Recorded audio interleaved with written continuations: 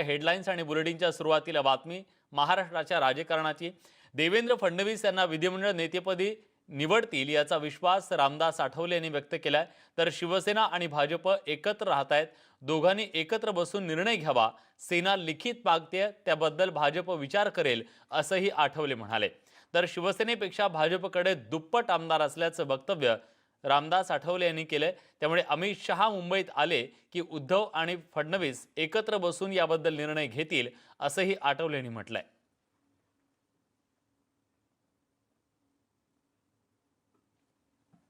30 तारीख को जो मतलब बीजेपी के लोग और जो मित्र पार्टियों के लोग जो चुनकर आए हैं, तो उनकी मीटिंग दिल्ली में मतलब अपने मुंबई में हो रही है और उस मीटिंग में नेता का चयन हो जाएगा। और मुझे विश्वास है कि देवेंद्र फडणवीस जी को नेता के रूप में लोग जरूर मतलब बीजेपी के और मित्र पार्टियों के नेता के रूप में उनके नाम फाइनल हो सकता है और उसके बाद बीजेपी और शिवसेना मिलकर जल्दी जल्दी सरकार बनाए। मुख्यमंत्री जी से हमारे आधा घंटा तक बातचीत हुई और उसमें मतलब हमने प्रस्ताव रखा है कि सरकार जल्दी जल्दी बननी चाहिए और जो मैंडेट मिला है, मैंडेट बीजेपी, शिवसेना और आरपीआई और महायुति को सत्ता में आने का मैंडेट मिला है। तो जल्दी जल्दी विवाद को खत्म करते हुए मतलब बीजेपी, शिवसेना ने एक साथ आकर सरकार बनानी चाहिए। इसी तरह की चर्चा मुख्यमंत्री जी से हुई है और रिपब्लिकन पार्टी को भी मंत्रिपरिषद में स्थान मिलना चाहिए, ये भी मतलब हमने उनको बोला है। और सरकार आने के बाद जो मतलब महामंडल है या कमेटियां है उसमें भी आरपीआई को संधि मिलनी चाहिए, इसी तरह की चर्चा हुई है। लेकिन अभी उसके पहले सरकार बनना बहुत बड़ा जरूरी है। हो सकता है अमित भाई आएंगे तो वो उद्धव ठाकरे जी को मिल सकते हैं, लेकिन अभी तक मालूम नहीं है कि वो नक्की 30 तारीख को आ रहे हैं या नहीं आ रहे हैं। लेकिन वो इधर आएंगे तो जरूर मतलब उद्धव ठाकरे जी को मिलेगी। और जिस तरह 2019 के लोकसभा के चुनाव के पहले यहाँ अमित शाह साहब इधर आए और उन्होंने देवेंद्र फडणवीस और उद्धव ठाकरे जी को एक साथ बिठाकर मतलब पूरा एक दूसरे को सहयोग करने का वादा किया और लोकसभा के चुनाव में बीजेपी, शिवसेना एक साथ आए। इसी तरह अमित शाह साहब अगर आएंगे तो वो नक्की मतलब उद्धव ठाकरे जी का तो समाधान कर सकते हैं और उसमें दोनों में एकमत होकर सरकार बन जाएगी। हाँ, तो मतलब उस पर जो उनका कहना है कि रिटर्न का कहना है तो एक साथ बैठे सीएम साहब देवेंद्र फडणवीस और उद्धव ठाकरे जी के संबंध अच्छे हैं। दोनों को ये मालूम है कि दोनों का इतना कोई विवाद है ही नहीं है और कई सालों से 25-30 सालों से ये लोग एक साथ रहे हैं। तो मुझे लगता है कि एक दूसरे को एक दूसरे की नस मालूम है, एक दूसरे को एक दूसरे की तनाड़ी मालूम है और दोनों ने एक साथ बैठकर फैसला करना है और सरकार बनाने के संबंध में जल्दी निर्णय होना चाहिए। और जो लिखित मांग रहे उस पर भी बीजेपी विचार करे कि भाई उसमें क्या वो कितना दे सकते हैं, क्योंकि अभी मतलब शिवसेना से लगभग डबल एमएलए मतलब बीजेपी के पास अभी है। दरम्यान या सगळ्या संदर्भात अधिक बोलण्यासाठी आता आपल्यासोबत आपले दिल्लीचे प्रतिनिधी प्रशांत लीला रामदास जोडले गेलेले आहेत। प्रशांत, कुठेतरी या सगळ्याबद्दल आता अमित शहा उद्धव ठाकरे यांची भेट घेऊ शकतात का? भाजपच्या गोटात काय नेमकं सुरू आहे? का उशीर केला जातोय सत्ता स्थापन करण्यासाठी? नाही, महत्त्वाचं म्हणजे जर बघितलं विलास, खास करून ज्या पद्धतीने माहिती मिळते सध्या अमित शहा हे गुजरातच्या दौऱ्यावरती आहे आणि 30 तारखेच्या त्याचा जो दौरा आहे मुंबईचा त्या संदर्भात अजूनही कोणीही स्पष्टपणे बोलण्यास तयार नाही आहे। आम्हाला ज्या पद्धतीनं भारतीय जनता पक्षाच्या सूत्रांनी माहिती दिलेली आहे की ज्या पद्धतीनं वाद सध्या उद्भवलेले आहे, खास करून संजय राऊत यांचे वक्तव्यांवरती भारतीय जनता पक्ष गंभीर झालेला आहे आणि हे संजय राऊत यांचं वक्तव्य जे आहे हेच वक्तव्य शिवसेना आहे का हे स्पष्टपणे उद्धव ठाकरे यांनी स्पष्ट करावं, अशा प्रकारची भूमिका भारतीय जनता पक्षाने केली आहे। कारण की भारतीय जनता पक्षाच्या सत्ता स्थापनेच्या मुद्द्यावरून ज्या पद्धतीनं माहिती पुढे येते, एकीकडे 50-50चा फॉर्म्युला मागितला जातो, दुसरीकडे उपमुख्यमंत्रीपद मागितलं जातं, त्यानंतर तिसरीकडे शिवसेनेला जादा मंत्रीपद मिळावं, अशा प्रकारच्या मागण्या केल्या जातात। या सगळ्या मागण्या संजय राऊत किंवा इतर नेत्यांच्या माध्यमातून पुढे येत आहे। दिवाकर रावतेही याच प्रकारचं वक्तव्य देत आहे। त्यामुळे हे जे सगळे वक्तव्य सध्या राजकीय वातावरणात आहे, हे सगळे वक्तव्य शिवसेनेची अधिकृत भूमिका आहे का, हे प्रथमतः शिवसेनेने स्पष्ट करावं, अशा प्रकारची भूमिका भारतीय जनता पक्षाच्या ज्येष्ठ नेत्यांनी घेतलेली अशी सूत्रांची माहिती आहे। आणि दुसरं महत्त्वाचं म्हणजे बघितलं, अमित शहा यांचा जो दौरा 30 तारखेला आहे, त्या संदर्भात अजूनही स्पष्टपणे सांगता येणं शक्य आहे की हा दौरा आहे किंवा नाही, कारण की यावर अजूनही कोणी स्पष्टपणे भारतीय जनता पक्षाच्या मुख्यालयामध्ये स्पष्टपणे बोलण्यास तयार नाही आहे। सध्या गुजरातमध्ये अमित शहा आहे, त्यामुळे या संदर्भात अजूनही प्रश्नचिन्हच आहेत असंच म्हणावं लागेल। विलास, नक्कीच त्यांच्या दौऱ्याबद्दल प्रश्नचिन्ह आहे, पण ज्या पद्धतीनं भाजप आता एक पावलं पुढे टाकून कुठेतरी एक प्रस्ताव देऊ शकतं का शिवसेनेला, आणि त्या दृष्टीने तरी पाऊल पडू शकतं का? नाही, ज्या पद्धतीनं नेत्यांचं वक्तव्य आहे किंवा भारतीय जनता पक्षाच्या ज्येष्ठ नेत्यांनी स्पष्ट केलं आहे की आम्हाला 5 वर्ष मुख्यमंत्रीपद हे भारतीय जनता पक्षाचंच असावं, अशा प्रकारची स्पष्ट भूमिका भाजपच्या नेत्यांची आहे। त्यानंतर दुसरं महत्त्वाचं म्हणजे गेल्या 5 वर्षभर शिवसेना आणि बीजेपी हे सोबतपणे त्यांनी सरकार चालवलेलं आहे, तो एक अनुभव। आणि आता जो नवीन अनुभव येतो, या अनुभवामध्ये ज्या पद्धतीचा कल महाराष्ट्राच्या जनतेने दिलेला आहे, या कलानंतर कुठेतरी दुपटीच्या जागा या भारतीय जनता पक्षाच्या आहे। अशा वेळी भारतीय जनता पक्ष स्वतःहून पुढाकार घेत आहे, पण ज्या पद्धतीने ही सगळी शिवसेनेची भूमिका होते, त्या जोपर्यंत आपण स्पष्टपणे उद्धव ठाकरे स्पष्टीकरण देत नाही, तोपर्यंत या संदर्भात निर्णय होणार नाही, असंही भारतीय जनता पक्षाचे ज्येष्ठ नेते सांगत आहे। त्यामुळे कुठेतरी सत्ता स्थापनेला वेळ लागत आहे। आता येत्या 30 तारखेला हा दौरा होतो की नाही हे तर निश्चित होईलच, पण महत्त्वाचं म्हणजे ज्या पद्धतीनं आज खास करून मुख्यमंत्री देवेंद्र फडणवीस यांनी राज्यपालांची भेट घेतली, त्यानंतर त्यांच्याशी चर्चा झाली, सोबतच दरम्यानच्या 2 दिवस ज्या आहेत पंतप्रधान नरेंद्र मोदी हे परदेशात आहे, त्यामुळे या 2 दिवस काही होणार नाही, अशा प्रकारचे संकेत भारतीय जनता पक्षाच्या मुख्यालयातून मिळत आहे। पण महत्त्वाचं म्हणजे जर बघितलं, भारतीय जनता पक्षाला शिवसेना सोबत हवी आहे, पण ज्या पद्धतीच्या अटी त्या लादत आहे, त्या अटींवरती कुठेतरी गांभीर्याने चर्चा व्हावी, अशा प्रकारची ही भूमिका भारतीय जनता पक्ष घेत आहे आणि कुठल्याही दबावाला बळी पडणार नाही, असंही भारतीय जनता पक्षाचे अनेक प्रमुख नेते सांगत आहेत। स्टुडिओ, धन्यवाद प्रशांत, तुम्ही दिलेल्या सगळ्या सविस्तर माहिती। तिकडे संजय राऊत यांनी सत्ता स्थापनेबद्दल केलेल्या वक्तव्यावर भाजपमध्ये नाराजीचा सूर उमटल्याची सूत्रांनी माहिती दिली आहे आणि त्यामुळेच भाजपकडून शिवसेनेला सत्ता स्थापनेसाठी कोणताही प्रस्ताव आलेला नसल्याचं कळतंय। शिवसेनेच्या वाचाळ नेत्यांना आवर घालावा अशी भाजप श्रेष्ठींची भूमिका असल्याचं कळतंय, अन्यथा पुढच्या वाटाघाटी अवघड होण्याची शक्यता आहे। संजय राऊत यांच्या वक्तव्यामुळे अमित शहा यांच्या मातोश्री भेटीवर सुद्धा प्रश्नचिन्ह उपस्थित केलं गेलंय। शिवसेनेचे नेते दिवाकर रावते आणि मुख्यमंत्री देवेंद्र फडणवीस यांनी राज्यपाल भरतसिंग कोश्यारी यांची भेट घेतली। राजभवनात जाऊन दोन्ही नेत्यांनी राज्यपालांची भेट घेतली। राज्यपालांना दिवाळीच्या शुभेच्छा देण्यासाठी ही भेट घेतल्याचं रावतेंनी स्पष्ट केलं। तर 1993 पासून राज्यपालांना दिवाळीच्या शुभेच्छा देण्यासाठी भेटतो असं रावतेंनी सांगितलंय।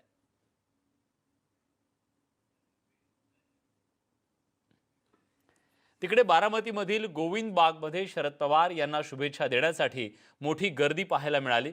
लोकांनी पवार कुटुंबियांना शुभेच्छा देण्यासाठी मोठ्या रांगा लावल्या होत्या, प्रचंड गर्दी केली। सर्वसामान्य लोकांसोबतच स्वाभिमानीचे अध्यक्ष राजू शेट्टी यांनीही शरद पवार यांना शुभेच्छा दिल्या, तर परळीचे आमदार धनंजय मुंडे यांनीही पवारांना शुभेच्छा दिल्या, तर जितेंद्र आव्हाड, सुनील तटकरे यांनीही शरद पवार यांना शुभेच्छा दिल्या। यावेळी संपूर्ण पवार कुटुंबीय उपस्थित होतं। सर्वांना दिवाळीच्या पाडव्याच्या खूप खूप हार्दिक शुभेच्छा। बारामतीकरांनी एवढं विक्रमी मतदान केलेलं आहे की त्यांच्या ऋणातच राहून बारामतीकरांची कामं करायची हा मी निश्चय केलेला आहे आणि नेहमीच ह्यावेळेस तर अक्षरशः आजपर्यंतच्या इतिहासात एवढ्या मताधिक्यांनी कोणी निवडून नाही आलं, एवढ्या मताधिक्यांनी त्यांनी मला निवडून दिलं।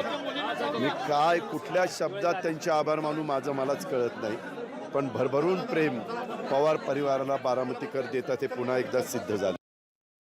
म्हणजे मला तर जन्मापासून आठवत आहे की दरवेळेस पाडव्याला असंच असतं, पवारसाहेब दादा हे सगळ्यांना भेटत असतात. हे ओपन हाऊस सारखं असतं, दिवसभर एरवी वर्षभर काम, राजकीय काम, सामाजिक कामं चालू असतात. हा एक दिवस असतो जे फक्त आमचं भाग्य की बारामतीत नाही पण राज्यातून लोक येतात भेटायला.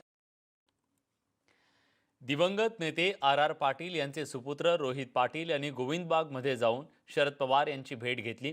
पवार कुटुंबियांना त्यांनी दिवाळीच्या शुभेच्छा दिल्या.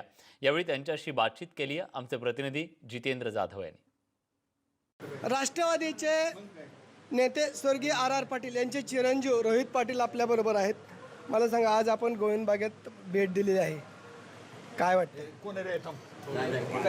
मी इथे पहिल्यांदाच गोविंदबागला आलेलो आहे. खरं तर सगळ्यात आधी महाराष्ट्रातल्या सर्व जनतेला मी दिवाळीच्या हार्दिक शुभेच्छा देतो. आणि आज इथे आल्यानंतर मी जी गर्दी बघितलेली आहे, खरं तर गेली 50 वर्ष साहेब जे समाजकार्यात किंवा राजकारणात सहभागी झालेले आहेत त्याची खरी पोचपावती काय असेल तर ते गोविंदबागला आज मला बघायला मिळालेली आहे. आणि या वयातसुद्धा साहेब सगळ्यांना उभे राहून भेटतात. खरं तर काही गोष्टी साहेबांकडून शिकण्यासारख्या, सगळ्याच गोष्टी साहेबांकडून शिकण्यासारख्या आहेत. त्यातली एक गोष्ट मी आज साहेबांकडून शिकलो की न थकता अविरत काम करायचं असतं, आणि ती गोष्ट आज मला शिकायला मिळालेली आहे. आपण शिक्षण घेता, युवकांना काय आपण प्रेरणा द्याल? खरं तर समाजकारण आपण सुरुवातीला चालू करावं, किंबहुना त्याआधी स्वतःच्या पायावरती उभं राहायला शिकावं. आणि आपण सर्वांनीच स्वतःच्या पायावरती उभं राहावं, स्वतःच्या कुटुंबाला उभं करावं आणि त्यानंतर समाजकारणात सहभागी व्हावं. या दिवाळीच्या किंबहुना आता मागच्याच आठवड्यामध्ये निवडणुका झालेल्या आहेत. खरं तर महाराष्ट्रातल्या जनतेने 2014पेक्षा यावेळेस चांगल्या विचारांच्या पाठीशी राहायचं ठरवलेलं आहे. येणाऱ्या काळातसुद्धा हा प्रवाह जास्त वाढेल, याच शुभेच्छा मी महाराष्ट्रातल्या जनतेला देईन. हे होते रोहित पाटील. जितेंद्र जाधव, न्यूज 18, लोकमत, बारामती. याच बातमीसोबत बुलेटिनमध्ये एक छोटासा ब्रेक घेतोय. ब्रेकनंतर इतर काही बातम्या. कुठेही जाऊ नका, पहा फक्त न्यूज 18 लोकमत. ब्रेकनंतर तुमचं पुन्हा एकदा स्वागत. यानंतर मुंबईकरांचं कौतुक करावं तितकं कमी आहे आणि त्या संदर्भातली बातमी. कारण मुंबईकरांनी यंदाच्या दिवाळीत कमी आवाज करणाऱ्या फटाक्यांना पसंती दिली आहे. कमी आवाजाचे फटाके फोडत मुंबईकरांनी प्रदूषणाला आळा घातल्याचं आवाज फाउंडेशनच्या अहवालातून समोर आलंय. 15 वर्षात पहिल्यांदाच मुंबईकरांनी कमी आवाजाचे फटाके फोडून नवा विक्रम रचलाय. मुंबईकरांनी 112 डेसिबल आवाजाचे फटाके वाजवल्याचं आवाज फाउंडेशननं आपल्या अहवालात म्हटलंय. यावेळी Worli, marine drive, Bandra, Shivaji park परिसरातून ध्वनी प्रदूषणाची तीव्रता तपासण्यात आली. मुंबई उच्च न्यायालयानं 125 डेसिबलचे फटाके वाजवायला परवानगी दिली आहे आणि ही मर्यादा पाळत मुंबईकरांनी फटाके फोडल्याचं दिसतंय. मैं बहुत खुश हूँ और वेरी ग्रेटफुल कि मुंबईकर ने ऐसा सब मिल के सिटीजन्स मूवमेंट किया कि लोग ने फटाकों को बजाना करीब करीब छोड़ दिया है ऑलमोस्ट. अच्छा, ये आपने देखा, मतलब अगर 2004 से आप करती आ रही लगातार, तो आपने चेंज किस तरह से देखा? मतलब बड़े पैमाने पर लोग नहीं पटाखे फोड़ रहे थे? नहीं, बड़े फटाके यानी कोई कोई जगह में फोड़ रहे थे. मुझे कंप्लेंट्स भी आ चुके हैं. बट मैं यहाँ से बांद्रा से लेके जुहू, सांता क्रूज, पूरा बम्बई तक, in the car, Peddar road, Worli sea face, जहाँ के हमेशा फटाके होते हैं, वो बहुत ही कम थे. लोग अनार, चक्री, स्पार्कलर्स ऐसे थोड़े बहुत काम में ले रहे थे. एक जगह थे पुलिस जिमखाना के सामने, जो मरीन ड्राइव के जिमखाने हैं उसके सामने, जहाँ के बहुत सारे नॉइजी फटाके काम में ले रहे थे और वहाँ सब में ज़्यादा शोर था. बट दूसरी जगहों में, इवन मरीन ड्राइव, कोई कोई जगह से एक बिल्डिंग के टेरेस से कुछ एरियल क्रैकर्स रात के 10 बजे के बाद भी किए. बट पिछले सालों रात के 12 बजे तक चलता था. इस बार रात के 10 बजे बहुत ही कम हो गया और 10 बजे तक भी बहुत ही कम था. तो मुझे तो काफ़ी फ़र्क लग रहा है. और मुझे लगता है कि अभी तो मुझे ऐसा लगता है कि मेरी ज़रूरत बिल्कुल नहीं है. मुंबईकर अपने आप सब कुछ कर सकते हैं. And I am very grateful. ही मुंबईकरांसाठी आणि मुंबईच्या वातावरणासाठी एक चांगली गोष्ट आहे असं म्हणायला हरकत नाही. नवनाथसह स्वाती लोखंडे डोके, न्यूज 18 लोकमत, मुंबई. त्यामुळे मुंबईकरांचं अभिनंदन आणि कौतुक. तर तिकडे दिल्लीत दिवाळीत नेहमीच प्रदूषणात वाढ होत असते. दिवाळी पर्वामध्ये झालेल्या आतषबाजीनंतर हवेत धुराचे थर साचलेत, त्यामुळे राजधानी दिल्लीतील वातावरणानं धोक्याची पातळी ओलांडली आहे. सध्या स्थिती व्हेरी पुअर कॅटेगरीत आली असून या सर्व परिस्थितीचा आढावा घेतला आमचे प्रतिनिधी प्रशांत लीला रामदास यांनी. देशभरात दिवाळी साजरी झाली. काल ज्या पद्धतीनं दिवाळी साजरी झाल्यानंतर आज जर बघितलं राजधानी दिल्लीतील वातावरण हे धूरमय आहे, स्मोक वाढलेला आहे. आणि खास करून जर बघितलं आपण तर ज्या पद्धतीचं वातावरण आता समोर आपल्याला पाहायला मिळतंय ते इंडिया गेट आहे. आणि इंडिया गेट अतिशय स्पष्ट दिसत नाही आहे. आणि यामागे कारण असं आहे की काल दिवाळीमध्ये जी फटाके वाजवून झालेले आतिषबाजी झाली त्याचा परिणाम या आहे की संपूर्ण दिल्लीमधलं जे वातावरण आहे धूरमय झालेलं आहे. स्मोक संपूर्ण दिल्लीत पसरलेला आहे. राजधानी दिल्ली आणि NCRच्या परिसरात हा जो परिसरात आपण जे आहोत तो आहे साऊथ ब्लॉक आणि नॉर्थ ब्लॉकचा परिसर आहे. समोर जे दिसतंय आपल्याला ते राष्ट्रपती भवन आहे, पण हे राष्ट्रपती भवन देखील अस्पष्ट दिसत आहे. आणि धुराचा ज्या पद्धतीनं वातावरणामध्ये धुराचा समावेश आहे आणि धूर एवढा वाढलेला आहे की सर्वसामान्य नागरिकांना श्वसनाचे त्रास होत आहे. ज्यांना श्वसनाचे त्रास होतात त्यांना हवामान खात्याने आणि आरोग्य खात्याने सूचना दिलेल्या आहे की खास करून मास्क घालून बाहेर पडावं. आणि दिल्लीमध्ये यावेळेस हिवाळा आहे आणि हिवाळ्याची सुरुवात झालेली आहे. त्याचमुळे सुट्ट्या देखील आहे. त्याचमुळे मोठ्या संख्येनं इथे पर्यटक देखील येत आहे.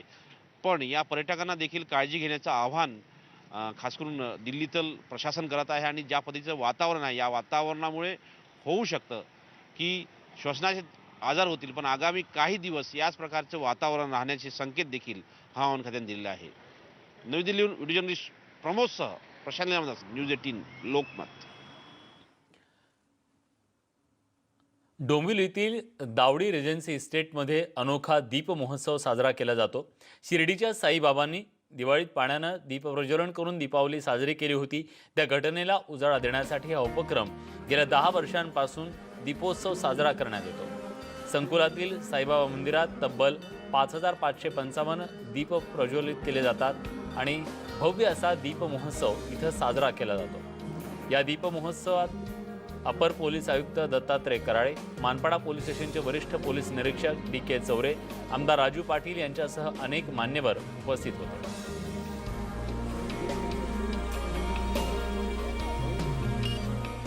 आज बलिप्रतिपदा या निमित्तानं अमळनेर शहरातून बळीराजाच्या प्रतिमेची मिरवणूक काढण्यात आली.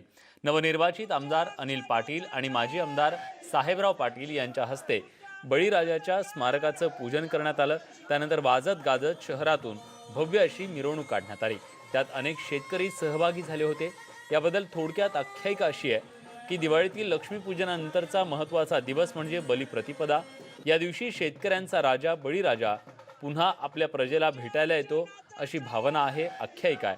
म्हणूनच आजही ग्रामीण भागात भाऊबीजेला बहीण भावाला ओवाळताना इडापिडा टळो आणि बळीचं राज्य येवो असं म्हणतात.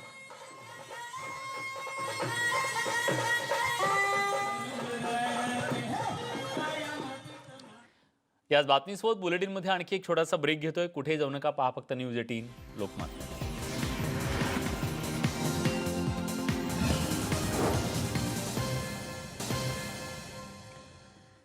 ब्रेक नंतर तुमचं पुन्हा एकदा स्वागत. राज्यातला पाऊस लांबल्यानं यंदाचा साखर गळीत हंगाम तब्बल महिनाभर उशिरानं सुरू होणार आहे. राज्याचे साखर आयुक्त शेखर गायकवाड यांनी न्यूज 18 लोकमतला ही माहिती दिली आहे. गेल्या वेळचा दुष्काळ आणि नंतरची अतिवृष्टी यामुळे साखर उत्पादनात तब्बल 50 लाख टनाची घट होणार आहे.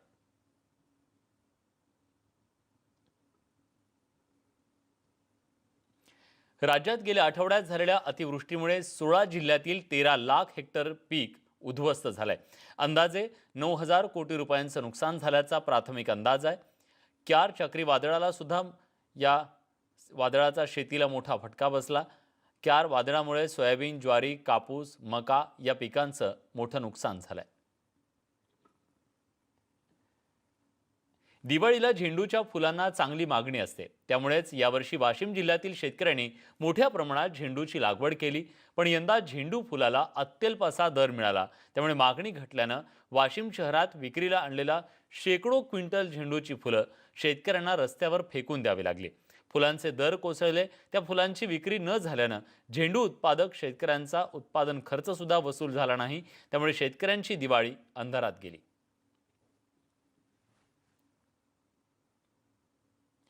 परतीच्या पावसानं बागलाण, चांदवड यासह इतर भागातील द्राक्ष बागायतदारांना अक्षरशः देशोधडीला लावलंय.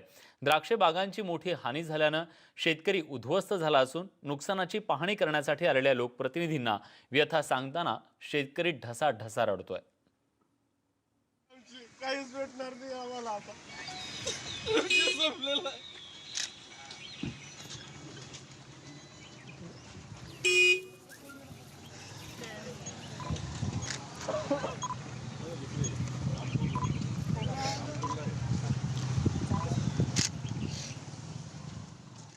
गेल्या काही दिवसांपासून राज्याच्या विविध ठिकाणी सुरू असलेल्या पावसामुळे पिकांचं मोठं नुकसान झालंय. अकोल्यात सुद्धा चांगलाच पाऊस झाला. ऐन दिवाळीत झालेल्या पावसानं पिकांचं नुकसान झालंय. परिसरात होणाऱ्या सोयाबीन, ज्वारी, कपाशी या पिकांचं नुकसान झाल्यानं शेतकरी हवालदिल झालाय. दरम्यान शेतीच्या नुकसानीसोबतच कर्जबाजारीपणामुळे शेतकरी चिंतित आहे. ऐन दिवाळीच्या तोंडावर कोकणात पडलेल्या मुसळधार पावसानं मोठा फटका इथल्या शेतीला बसलाय. कोकणातला शेतकरी स्वाभाविकपणे मोठ्या चिंतेत आहे. मागील 4 दिवस झालेल्या मुसळधार पावसात कोकणातल्या भात शेतीसह वरी आणि नाचणीची पिकं सुद्धा शेतात साठलेल्या पाण्यामुळे कुजून गेली आहेत. तर अनेक भागात नाचणीच्या पिकांना पुन्हा अंकुर फुटून लागल्यानं पिकांचं प्रचंड नुकसान झालंय. तरीही नुकसानग्रस्त शेतकऱ्यांच्या पिकांचा अद्याप पंचनामा झालेला नाहीये, त्यामुळे शेतकरी संताप व्यक्त करतोय. कोकणातला शेतकरी केवळ भात शेतीवर आपला उदरनिर्वाह करत असतो, त्यामुळे नुकसानग्रस्त शेतकऱ्यांना सरकारनं नुकसान भरपाईमधून मदत द्यावी अशी मागणी शेतकऱ्यांमधून होतीये.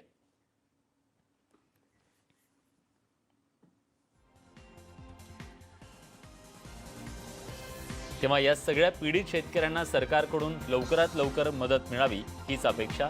बुलेटिनमध्ये आपण इथेच थांबतोय. ताज्या घडामोडींसाठी बघत रहा न्यूज 18 लोकमत.